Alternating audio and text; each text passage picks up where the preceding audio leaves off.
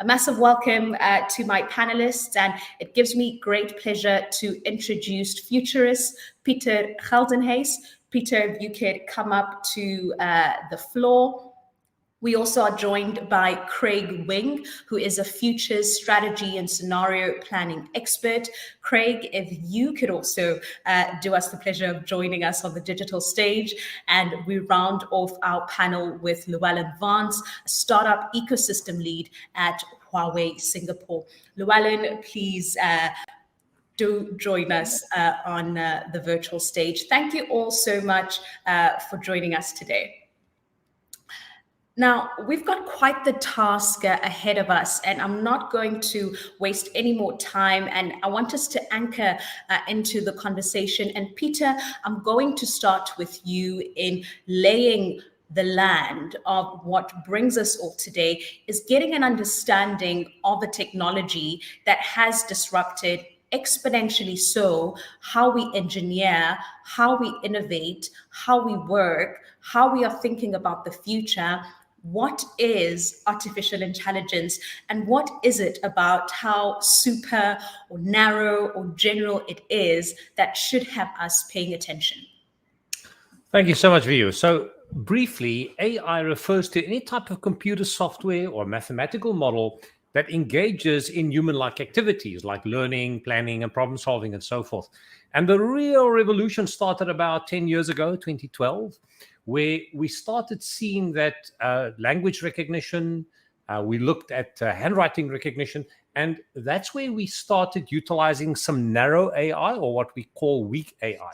This is called natural language processing, recurrent neural networks. So all of the things that you see on your phone, for example, if you grab your phone and you say, identify my face, all of those became algorithms after we trained the models on the data. So what's really powerful about these AI models is that once the linkages between the variables are found in the network, we can then create a small little software program that can do that for you. And you don't need AI anymore because it has done its job in identifying and optimizing the model, similar to what we use on our phones when we speak to it and it can recognize our language. So that's narrow AI. When we talk about the general AI or the stronger AI, this is where we can, or some people call it AGI, artificial general intelligence. This is where we have a type of AI that where we have a mathematical model that understands, learn, and apply knowledge from a variety of fields. And one of the key elements is these large language models. Now, because we use language to convey meaning, to talk to each other, we're now seeing that these large language models is giving us a flickering of artificial general intelligence. Now, what's very important is how these transformer models work. Maybe a bit later we'll go a bit deeper into that if the panel wants it, or if the audience wants us to. But what's fascinating is if you go to a ChatGPT and say, you create the right persona and you say, I want you to explain a mathematical theorem to me, but you need to have the persona of a mathematician, then explain a mathematical theorem. And it would do that. If you say you're an artist and then say explain it, you get a completely weird answer. So it's very important, the type of prompts that you put into these models, because it will then know where to go and obtain the most optimal answer. And this is where, and I think Craig mentioned it, prompt engineering, or Ellen as well, is that prompt engineering then enables us to get a more cohesive answer, not 100% exact, but more cohesive if we ask it the right questions.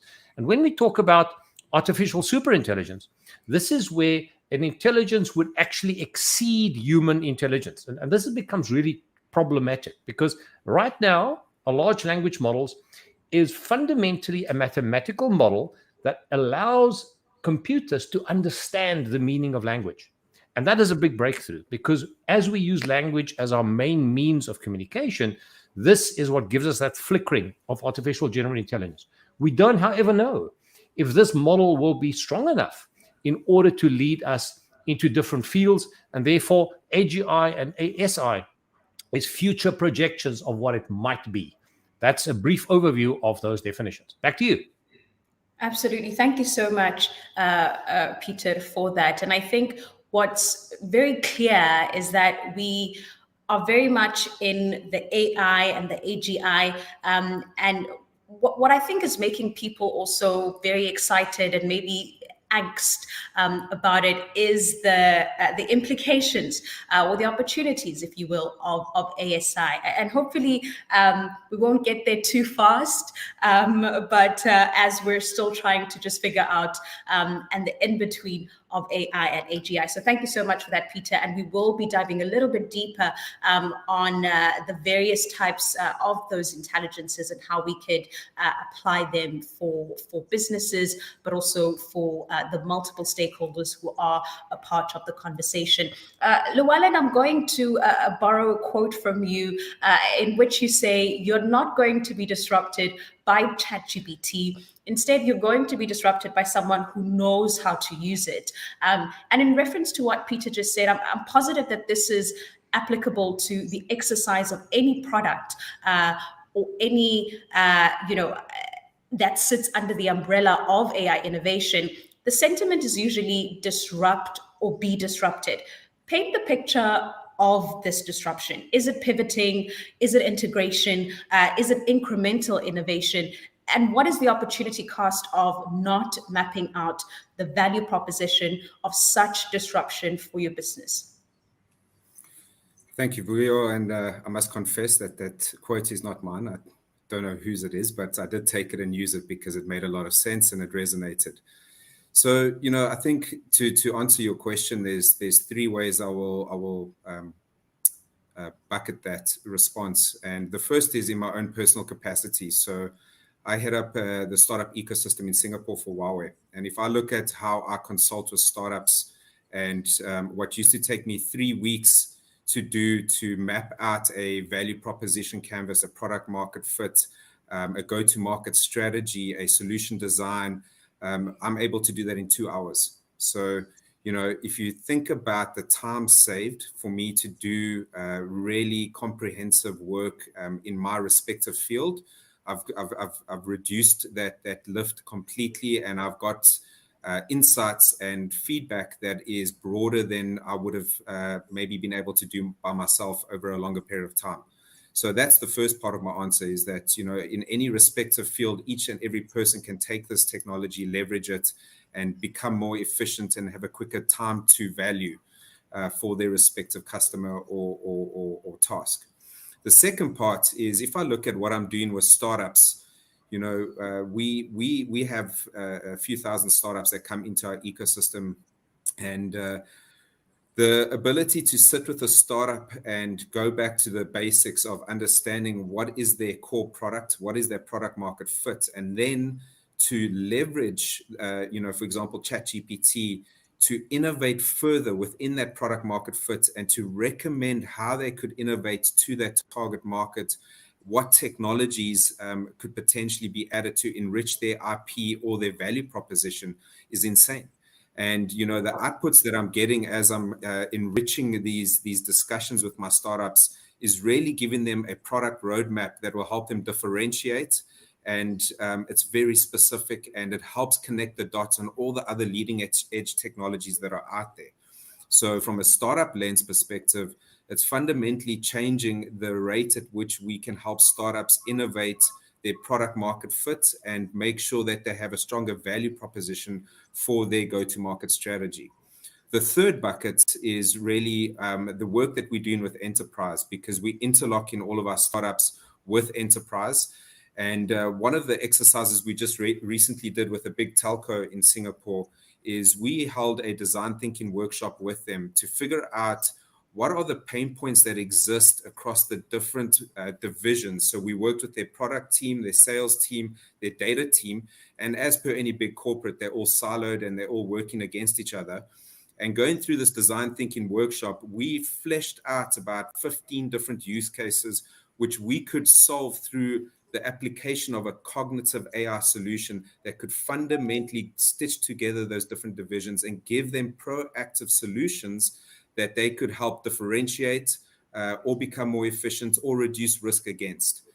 So to sum it up, I think that the opportunity to to enrich your value proposition. The opportunity to become more efficient, to differentiate, has never been more available. And it's really up to the people that are responsible for these respective roles in the organization to embrace the technology, in my opinion, and leverage it to set yourself apart from the rest. Thank you. Back to you. Absolutely. And I think what made me smile as you were talking about design thinking and proactiveness is how much that still is important for enrichment, and not thinking just about the technology, but particularly, as you're saying, how it can add value to the work that is already being done. And Craig, as Llewellyn is mapping, this disruption piece of the puzzle, which does require innovation, this innovation that has us going back to the drawing board, and in startup or rather corporate innovation, the bean bags, the writable walls, which is really, really important in how we're thinking about doing business, incremental or disruptive innovation rather to business models. Your work is centered on emergent business models and the future of work. And as we mentioned earlier, there's this undeniable and palpable excitement and angst around the catalytic possibilities, as Llewellyn just mentioned, of how artificial intelligence tools can unlock this enterprise value. How do we differentiate against the different types of artificial intelligence that Peter kickstarted the conversation on earlier, and specifically the ones relevant to unlocking the enterprise value? And is cost an important factor? Sure, a lot to unpack there, Vuyo. Thanks for that question, and good morning, good afternoon, good evening to all of you. I think Peter's given us a very good overview around artificial narrow, general, and super intelligence to a certain degree, right? But I think before I start that, I think from my perspective, I think it's important to frame the conversation around the lexicon of artificial intelligence, right? Even just the use of the word artificial intelligence has the connotation that it is some kind of intelligence that is almost supersedes us, specifically when you start moving towards general and super. It's not artificial intelligence per se, but it's a replication of what's come before. Specifically, as Peter mentioned, when you started having a look at things like large language models, the training set. So in many respects, it's an extrapolation of what is out there that's been refined and taken out the outliers to a certain degree, right? Now, I cast my mind back to circa 2004, 2005 to the first company that I had started, which was Envision Systems. And back then already, we're talking, as much as I don't want to admit it, we're talking 18 odd years ago. I was working around optical character recognition systems, around binary edge conditions, and around speech recognition, right? At that stage already, I was training fundamentally, essentially at that stage, artificial narrow intelligence, which had the ability to recognize the boundary conditions of a letter, and therefore by mapping it onto what was there, was saying this is an O, and this is an N, and an M, and an F, as opposed to a whatever character it may be, right? So the training systems that underpin this allow us to determine where we're going to move it into a use case. So the first is that piece. It's around the lexicon. But the use of artificial narrow intelligence, as Peter said, has been around for years and years and years. I myself, as I said, I've been playing around with this for the last 15 years. For an enterprise and moving into the future, I think the right question is to ask is not so much about the what, but it's about the how and the why, right? So the why is a very easy one. The why is around saying, well, do we use technology and do we use AI specifically? But here, we can say AI is a proxy for technology, which could be RPA. It could be any number of other different computer and algorithm processes such as natural language processing, computer vision, etc., etc. So the first question is, why are we doing this? Is it a question of saying performance optimization, in which case, yes, without a doubt, the technology, the algorithms will be able to do it better than you can, right? So if that's the perception or the rationale, and that leads to a capital outcome, i.e. how do we maximize the outcome in terms of maximizing our profit, then without a doubt, you're going to be using this from an enterprise perspective of value, right? To your question, is the question around cost? Absolutely true, and that cost equation is very simple. The cost equation there is when the price of capex of the technology becomes less than the opex of people, you'll replace the people. Very easy, right? So that's the why.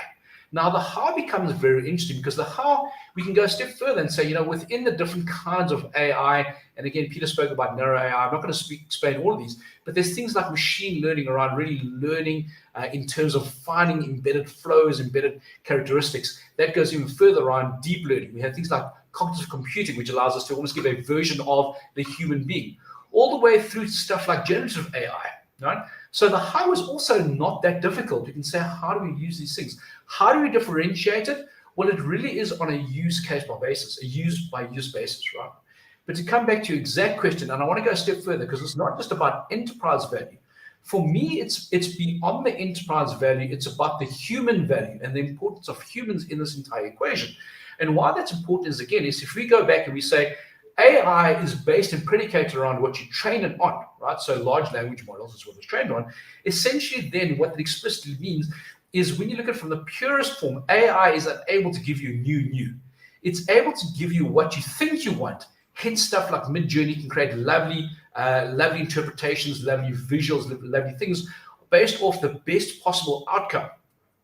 But for unlocking enterprise value is inextricably linked with saying, what is human value, i.e. what is the role of the human being? And for that, I think you start getting into a very interesting space which starts to differentiate between the value of a human being and the value of a machine, where a machine can automate and it can do optimization very well, but the human's about the new. It's about creativity, it's about the innovation, and it's about that humanness stuff. So for enterprises to unlock value, it's about understanding where to use AI, obviously once we know the why, but more importantly, how do you augment that human stuff, that humanness with the artificial intelligence? That is the key for unlocking enterprise value. I don't think it's a zero-sum game. It's about augmenting both and understanding the key areas where both have their benefits and both have their pitfalls. Absolutely. And Peter, before I go back to you, Llewellyn, I see you nodding quite vigorously to what Craig is saying. And, as we're talking human value, as we're talking about, the many rather different variants of AI, a question has just come through, which I think is quite relevant as we're talking about the consciousness of artificial intelligence. Will there be a lot of people, as we're thinking about, pardon, I just lost the question, but the question was really looking to the consciousness of AI and the pace at which it's growing, the pace at which it is progressing. What attention and what consideration can we pay attention to that as we're thinking about human value, as we're thinking about wanting to unlock that?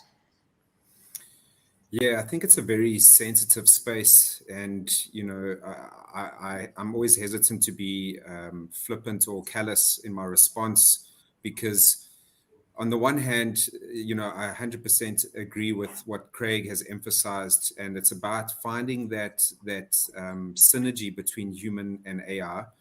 But in the same breath, I think if we look at the progress of humanity as we've moved through the different industrial revolutions, we've seen this adoption of technologies that has displaced jobs. Before the car, there were people that had to clean up after the horses and fix the carriage, the wheels on the carriages. And then the car arrived and that whole industry was decimated. And that principle applies as we move forward in time. So in my humble opinion, I think that we have this eternal challenge as a species to continuously upskill, and that we have to, within our different structures as corporates, as enterprise, SMEs, and as individuals, stay relevant, and to make sure that we put programs in place to upskill people and to relook at your organization with AI as a central strategy that has a top-down strategy. And in that strategy, to make sure that you identifying where AI is maybe going to displace jobs, and potentially look at how you can take those people and upskill them or reskill them to either leverage AI or to supplement a different part of the business. Now, I know it's not that simple. It's a lot more complicated, and it's a very sensitive topic. I know people that are on the call that are going through this very challenge at the moment within their respective roles, and it's a difficult challenge to face. But in my experience, it is something that can be achieved if you have a proper learning and development program embedded into your organization, and if there is thought leadership within the organization. And if it's completely overwhelming, because whenever I deal with a CTO or a CEO, it's this perfect storm of dealing with your Frankenstack, which is your legacy technologies, and trying to figure out how do you integrate what you've had. So going from analog to digital, adopting all of these technologies. What do you adopt? How do you adopt it? How do you integrate it? How do you get your technology to serve your strategy? And the only way you can do that is to get ahead of it and to meet with thought leaders such as Peter or Craig, and to understand how to build a strategy around AI, and then to look at what parts of the business are going to be impacted and take proactive measures to upskill and pivot accordingly. I hope that answers the question. No, absolutely it does, and I hope it answers the question that the recipient had asked. And I think you proactiveness is becoming a theme throughout this conversation, but also bringing in monitoring and evaluation, the learning and development piece of it. And Peter, I think, as we're leaning into this realization of AI, and particularly with a whole of questions that are coming through, is looking at the workforce, looking at job displacement, looking at the ethical piece of it, and being humans, not wanting to be left behind. How does AI differ from AGI? And in this breath, wanting us to unpack this AGI readiness, and the question being, how do businesses, large to small, corporates to startups, who don't want to end up being swallowed by this catalytic and exponential disruption of AGI, prepare for it? So one of the key challenges we faced, and when we launched our AI Masterclass program, was to create a platform where the normal individual without any engineering or technical or mathematical background is able to understand how these models work, because you need to demystify how AI works. If you don't demystify it, then someone can't make a decision based on where this will have an impact on their organizations. Now, I hope that I can share my screen briefly, but you'll see that on the screen, this is a quick overview of some of the major AI models and its impact on the market. You'll see in the last couple of years, this unbelievable increase in reading comprehension and language understanding. That's the large language models. And those large language models is nothing other than a mathematical model trained on a tremendously large data set. And the beauty of these models, to make it really, really simple, is that ChatGPT is a massive parrot, but it has got 3 tools or 4 tools that enabled it to be a very, very good parrot. And I hope that my text is showing correctly on your side. On my side, it's inverted. But sorry, Peter, when we talk sorry, Peter, before you continue, for anyone that's listening, if you double click on Peter's screen, you should be able to have it as a full view to see the detail. Thank you so much. Thank you, Len. So what you see on the screen is embedding. Remember, we've got tokenization, embedding, positional encoding. Now, what does embedding mean? Embedding means we take a sentence, and if words are used interchangeably in a sentence, the AI model will then embed them close together. So, for example, bicycle and truck and car will be close together, and apple and banana would be positioned close together. But this is not a 2x2 model. Oh no, this is a 4096 by 4096 dimensional model that actually positions all of these words close together, and it clusters these words. Now, once those words are clustered, that means the embedding is taking place. Then we take a look at the structure of sentences. And what is interesting is that these massive amount of words are then clustered in a multi-dimensional space. But the important thing is this: if you have a sentence, you look at other words to give meaning to it. I can say the bank of the river, or I put my money in a bank. In both cases, bank means something completely different. So we take a look at the other words in the sentence to give it meaning, and then we take a look at where it is, and that's called positional encoding. Now, at that point in time, what does a transformer model do?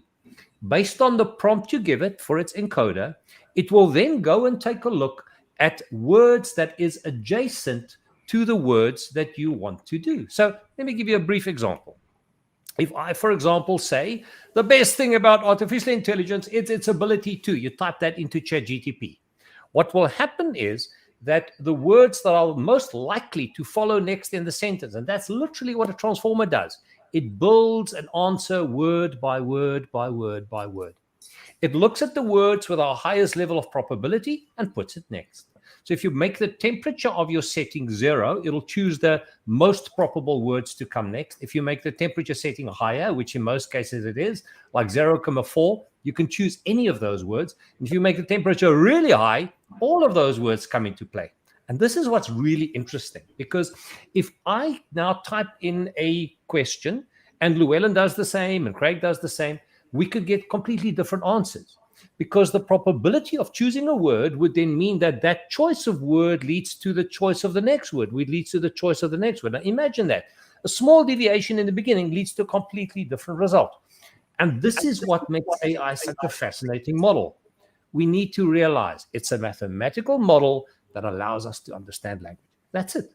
Now, getting back to your question, how can we harness this? Well, as part of our AI masterclass, we thought to ourselves, you know what? We need to think like a startup. You start at the beginning, and then you use AI tools on your entire journey. And similar to what Craig and what Leonard have said, it's unreal, the productivity you can unleash using these models, but knowing that sometimes it's a lot of nonsense and it's a lot of fluff, except if your prompts are better. Because if your prompts are more accurate, then the choice of words that it would give you back would be more contained, and the chance of it giving you fluff is definitely less. But that's why you still need a human in the ecosystem. So I'm going to give you a brief 2-minute case study. What we've done is we decided, what type of app can we build using these models? And we came up with the idea of an app that you can dictate your text, and then in 10 seconds, convert your text into a professional email that sits in your email inbox ready to be sent. So we thought, let's go build that. And then we see what we can do. You know what?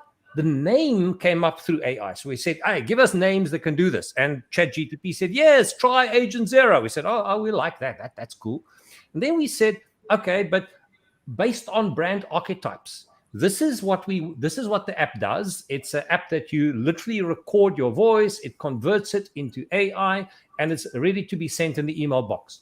What type of brand archetype would you suggest for this? Guess what brand archetype it suggested? The magician. So we said, oh, that's interesting. So from, the everyman, the hero, it said, no, let's use the magician archetype. And then we said, all right, give us some ideas around the text for our branding. Well, we talk about a magical email assistant. We talk about being amazed. The images we use is like a magical key element that magically provides it. And then we ask it to say, the brand color. What would that be? What type of colors would you use for a magician? And it gave it to us. It actually gave us the unique indications of what I had to give to the graphic artist around the color images. But then we go one step further. I, for example, can go to Llewellyn's Twitter feed, right? I can scrape it, and then I can ask ChatGPT, listen, I want you to analyze Llewellyn's personality profile for me. It does it literally in 10 seconds. So it can tell me on the Ocean model, this is what Llewellyn's profile is. And then I can say, okay, I want you to rewrite this message so that it resonates with him. Now, remember Cambridge Analytica a few years ago. You had to pay them like $100 million in order to identify the personality profiles of individuals and then roll out advertising linked to each one of them. We can do it by having a little scraper on your Windows platform or on your Apple platform, and using ChatGPT, you can do the exact same thing, enabling smaller organizations to have 6 different advertisements. And it's not what the company wants you to hear. It is how you see the world. That's the image you get. And that's another example of how this works. So what is fascinating is from the word go, where you have an idea, to building an entire ecosystem and support it, similar to what Llewellyn and Craig have said, is that you can use these tools to unlock unbelievable value. And we can be here all day to talk about the wonderful things that it can do. And it's not only about, and here's the key message, it's not about making what we already do more efficient. It's about enabling things that would never have been possible. For example, the personalization of your messages to an audience out there, so that even as a small company with 10 people, your communication to them can now be changed and modified to align with how they perceive the world, which means that resonance between who you are and how you perceive the information is optimized. I think I've said enough. Let me hand over to my fellow my fellow presenters. You absolutely and I'm going to allow you to just interject, Llewellyn, in just a moment. But Peter, I think making it really practical to the particular tasks at hand for not only businesses, but a question that's also coming through is the types of jobs that humans would focus as AI takes on the more basic tasks. Llewellyn, I'm going to go to you, and then to Peter, and then Craig. Yeah, Peter, thanks for that. It's something that I just thought of, and again, I come back to that discussion where we're doing workshops with a lot of enterprise, and there's one consistent theme coming through, which is where do we start with all of this, right? And what do we focus on? It's an onslaught of technology. The rates, I wake up, I get anxious at the pace at which AI is moving because I feel like I cannot keep up. And, I can only imagine we're sitting within the C-suite. Where do we start? And the methodology that I recommend for anyone on the call that's having that type of concern is the coming back to the design thinking methodology to figure out what is the applicable use case in your business. And the best way to do that is to go through an exercise with your respective teams to understand what is your North Star from a mission statement perspective. What do you want to achieve within the next 3 years?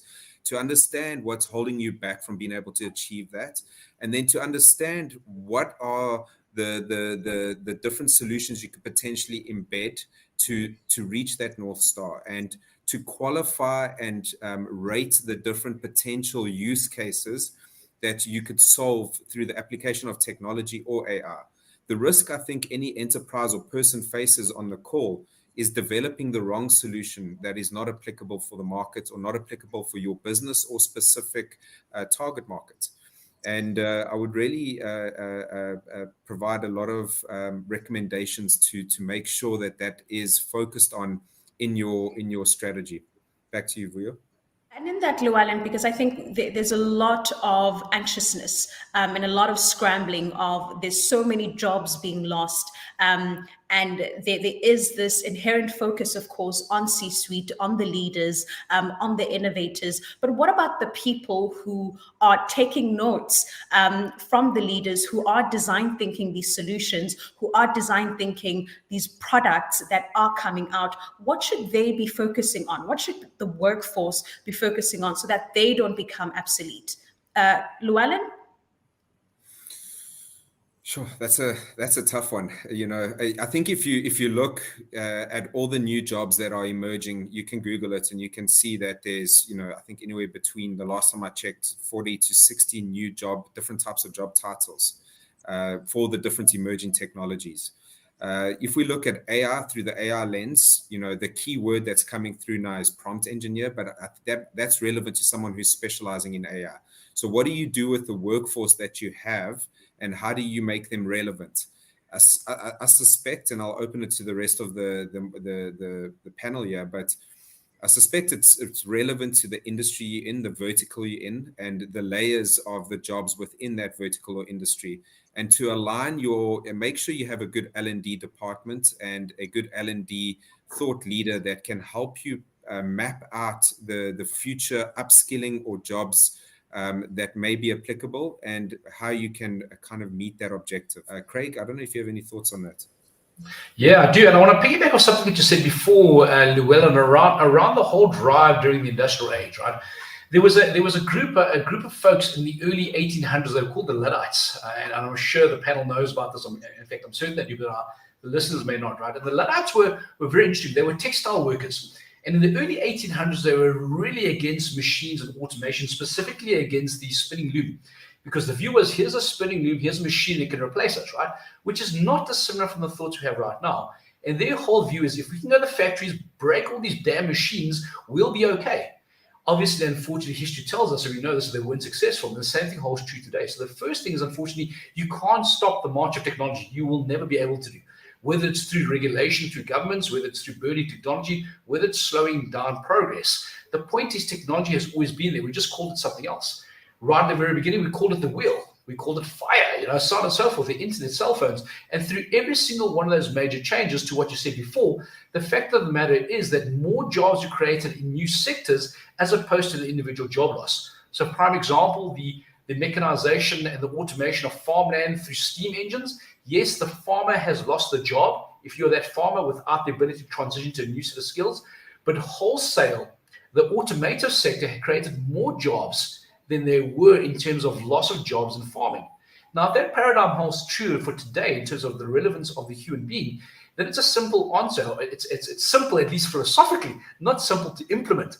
And specifically from your world, coming in from the world of a startup, it's the same thing from the human being. What value do I add? Right, that's really the crux of the matter over here. What value do I add today? And more importantly, what value do I create going into the future? What that then means is a rejig of essentially the human operating system. It's a rejig of your ability to say, this is what I know, but as we know, the saying goes, what got us here doesn't get us there.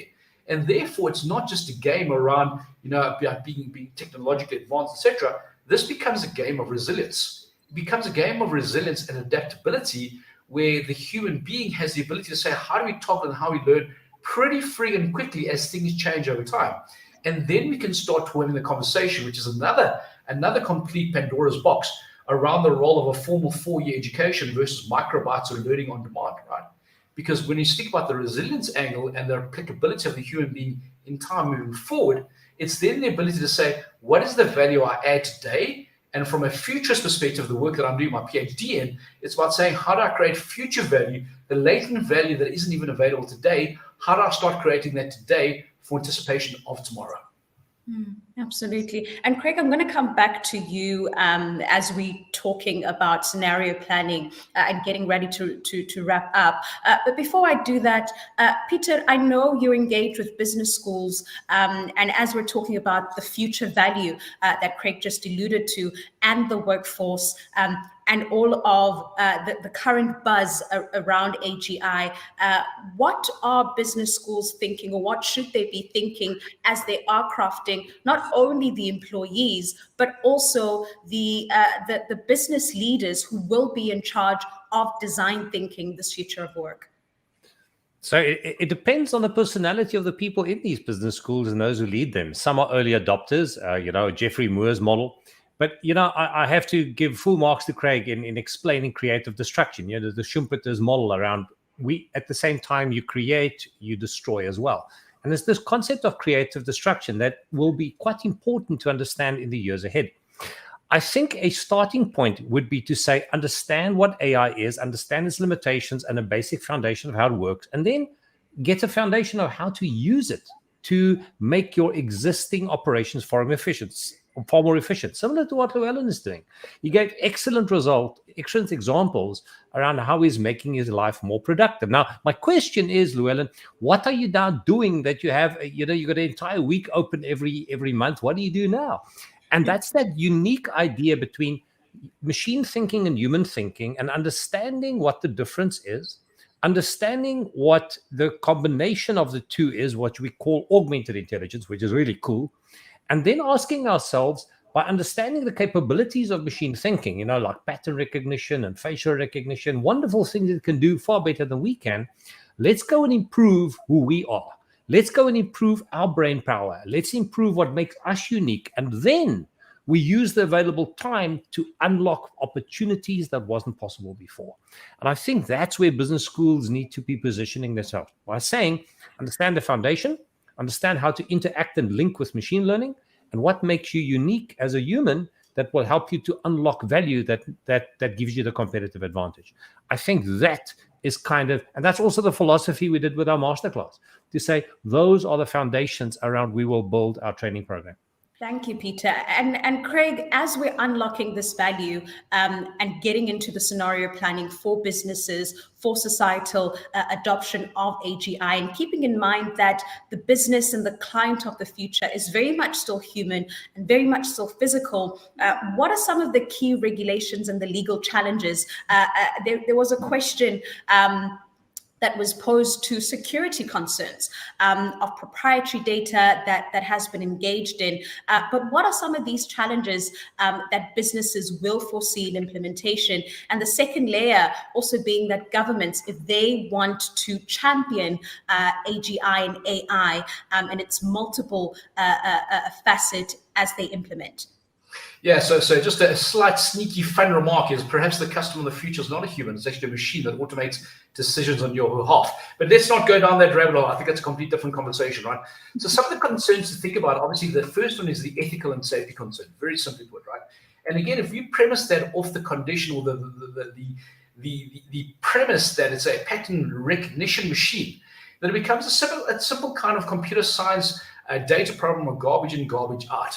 And for that, look at the 2000s, the late 2000s of Google, where they were indexing the image search. And we know it's a terrible example, but it's very true, where the training sets are around, is this a gorilla or not? And because the training sets are biased, and they were certainly back then, where they're easily recognizable around Caucasian faces, it misinterpreted the faces of gorillas as Africans, right? So there's a challenge around that, around the ethical concerns, because we've trained it incorrectly, either because the data sets are flawed, and all the explicit or implicit biases of our researchers, right? There's a saying, AI is racist, it's sexist, it's discriminatory. Not always the case. In many specific cases, it's because of the poor data that we have. So there's a huge area around the ethics around the use of technology, and that's a masterclass, and I'm sure Peter covers many times in his courses around the ethics around that. Beyond that, the question around data governance is absolutely key as well, because data is the oil, as they say. I don't want to say it's the new oil, because I think that's a lovely saying that captivates our mind. But data becomes super important because, again, the person that owns the best kinds of data in the context, again, of garbage in, garbage out, is the one that wins. So data security becomes a problem, because if you leak that data, you end up in a situation much like we had last week with Samsung saying to the employees, hey, you can't use ChatGPT. Stop uploading public data onto, ChatGPT. The same as the Italian government saying, please, we're not going to ask you. We're just going to cut it, right? Because of the potential around data leaks and the misconception, or maybe the truancy around the use of data and enriching that data set. Beyond that, the question of regulation becomes problematic, at least certainly in terms of the interpretation of regulation today. Regulation, like law, is based on case precedents. It's based off, this is what happened in the past, how do we extrapolate and apply the law now? Now we get into a realm where, with technology moving so quickly, we don't have precedents. Simple questions like IP and copyright protection, who owns certain things? Who owns music when AI can replicate it, right? For that, again, we can have a look at 2 weeks ago, was it last week? In fact, it was this week. Ed Sheeran and Marvin Gaye, right? Where Marvin Gaye's, his trust, I think it was, said, you're copywriting around the chord progression.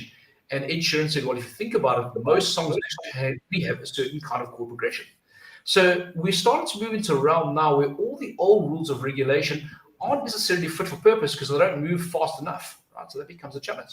Regulatory, over and above that, over and above the data, over and above the ethics, there's obviously the questions around workforce displacement, which I see there's some of the questions.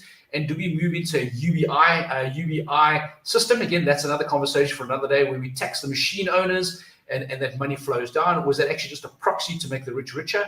I don't know. That's another fascinating conversation for another day. But for the government one, that's just where the government question becomes really interesting, because we see signs of this already, right? We see what's coming on. And the author, William Gibson, says the future's already here, it's just unevenly distributed. And for that, have a look at places like China, where they look at the use of data and they can say, underpinned by large LLM models, we can start determining a social score in terms of what you're doing, and therefore will reward you and change the human behavior. So if you jaywalk, we're going to deduct points. If you are friends with someone who's unscrupulous, your social score goes down. And once you break the ceiling, or rather you break the floor of a certain number of points, you can't have access to certain services. Governmental-wise, that's a huge issue, because it allows us to justify the action of certain things, certain players in the role, in terms of the roles that they play, right? So now data gives us the ability, if used incorrectly, stuff. But from a government, or more importantly, from a block level, the blocks, the people, the countries, the organizations, the entities, the players with the most data are the ones that win.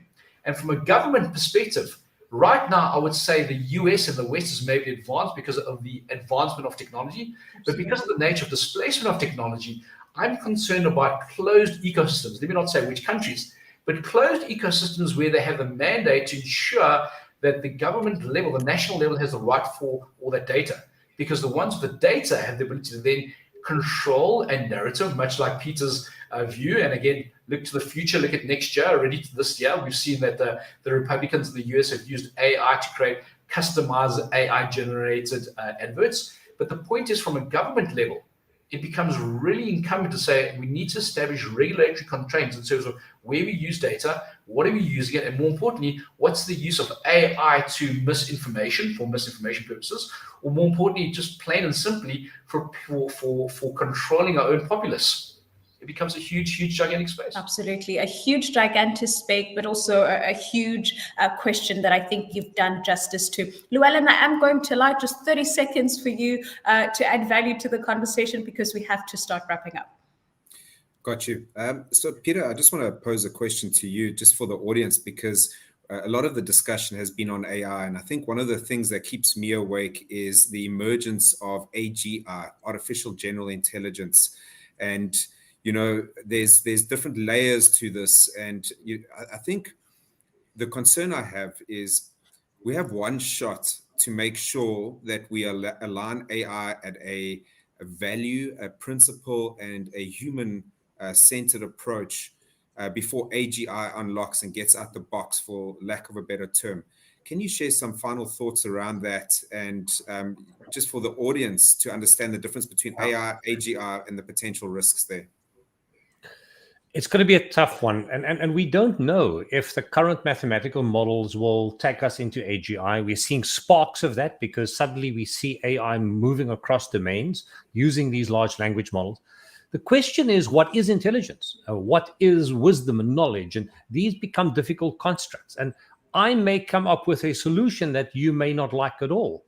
So we are going to go into an environment where if we have these mathematical models that kind of define a specific way in which we as humans interact, or that can in a way encapsulate or embody a higher level of intelligence, we might be faced with a key problem that a number of people might not like it at all. Similar to any political, position that someone might take in, there is arguments for and against it. I believe it's going to be a very, very difficult journey because, we can't even right now define consciousness. We as humans, we don't know how to do it. Will it be possible for us to define consciousness in a mathematical model that works on a computer that is based on Boolean logic between a 0 and a 1? And can we reduce consciousness literally to zeros and ones, although there might be a few billion of them? That becomes the question from a technical perspective, and will it become a reality? It's very difficult to say. We're realizing that what we thought would be very, very difficult was actually far easier to do with these mathematical models. So we don't know. We don't know if the mathematical models that will emerge in the not too distant future will change that mindset. And, you asked me for a definitive answer.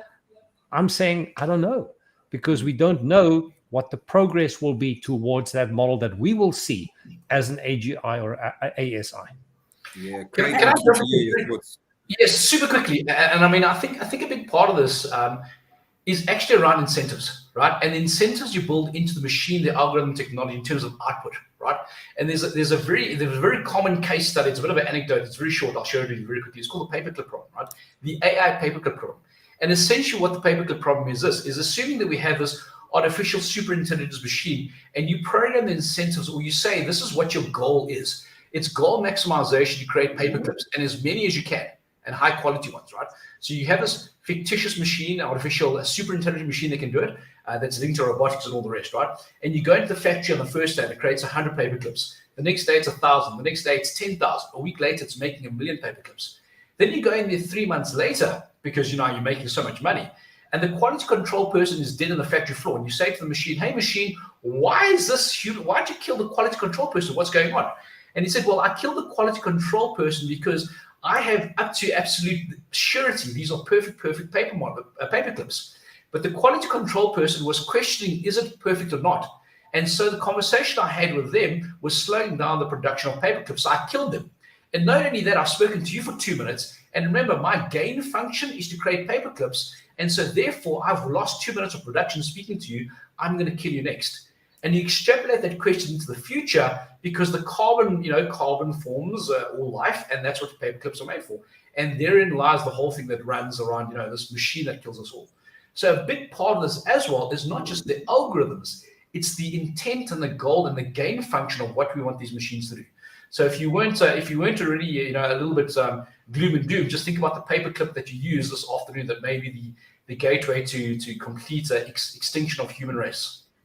Absolutely. And I think as we are talking to the exponential track and the progress of this conversation as well, there's a lot of research and development. There's a lot of learning and development that is explicably is going to come out of this conversation. And unfortunately, I do have to cut the nip at the bud because of time. And I do want to be respectful of everyone's time.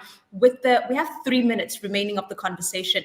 And I want us to sum up this conversation of the boom or the doom of it. And I'm going to invite the panelists and give you 1 minute and be very strict on that to really capture a big takeaway, if you will, that you'd like the business leaders, the aspiring futurists, the innovators who are wanting to lead what has been a huge component of this conversation, value creation with artificial intelligence, with artificial general intelligence, and keeping in mind that they are designing for the future.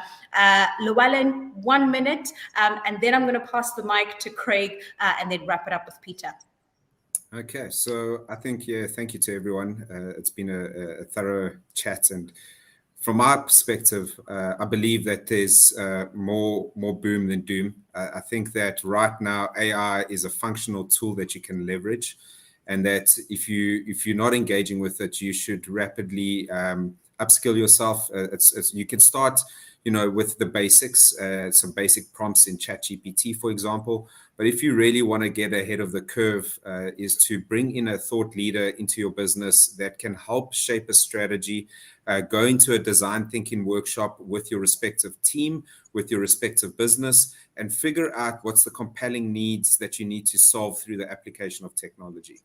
So, from a benefits perspective, it's definitely there. I think the second point is to rapidly make sure that you're identifying the different roles that are going to be at risk within your organization, and to make sure that you've got an upskilling strategy that's being put into place. There are going to obviously always be some scenarios where you might actually have to cull jobs to be as operationally as efficient as possible. Peter, to answer your question, what am I doing with the extra time? There's more sweat equity. I'm doing more consulting, not less. So, that's the efficiency that's been opened up. And to close off on AGI, I think that is a concern for me. I believe that generally speaking, that we need to get more alignment of AI with some core baked-in principles to prevent the paperclip scenario. And I personally hope that governments step in to try and baseline all the different language models that are being developed, and make sure we don't end up with the worst case scenario. Thank you, Vuyo. Absolutely. Thank you so much, Llewellyn. Craig? Yeah, really quickly. I mean, in artificial intelligence, boom or doom, I think I'll add a third option there. It depends what the room says, right? And I think that's the key piece, because fundamentally for me, it is a tool. And like all tools, it can be used for good and bad. But there is a piece in there, and I wholeheartedly agree with what Llewellyn's saying. A big part of this conversation is ignorance, or the opposite side of it is around wisdom and education. The opposite of intelligence is not. It's not a lack of intelligence. The opposite of intelligence is a thought, the perception that we have intelligent answers. So I would say a big part of this conversation is about saying, how can we get skilled? How do we get educated around this whole thing? That's number one, right? And the second thing is be engaged with it. And when I say engage with it, I mean play with it. Play with ChatGPT and learn a little bit more. Try to understand. It's only by having the information and an informed decision can we have the conversation, but do it with speed. Because I do think within the world is exponential, as we know. It's slowly then quickly. Let's get into this and let's make sure our fingers and our hands are dirty. And so I would really say it's about using the tool where you see fit to become an artist, right? It's about educating yourself, and it's about engaging with the stuff. Absolutely. Creating the enabling room so that you boom rather than doom. Peter? So when we take a look at the future, there's fundamental changes in geopolitics, demographics, with peak consumption around the corner. We have changes in our economic models. All of these are mostly inflationary. What technology does, it makes it deflationary. It enables us to do things quicker, better, faster, at a lower cost. It enables and forces people to adapt and to change. And although we as small organizations can't do anything about geopolitics and economic regimes, we can do something about the productivity of our organizations. And jointly, we can bring our forces together to create a more prosperous world. Because if we can use the same amount of resources and have a far higher output, it leads to the prosperity of everyone, to Craig's point regarding the Luddites. That's a brief of my message. Stay current, understand the technology, get the new skills, and understand what the new opportunities are that you can unlock using this fascinating new technology. That's it from me. Thank you so much, Peter. Very much in tune with the theme of today, which is really looking at how you can design and remember who you're designing for. If this value you're wanting to create, it does invite this open call to open innovation for impact optimization, as well as effectiveness. Various resources, various knowledge and perspectives have shaped this conversation, and I truly hope that it has presented you with the opportunity to reevaluate the possibilities and the value of artificial general intelligence, as you design, as you engineer a future that is inclusive, that is innovative, that is impactful for people, profit, and the planet.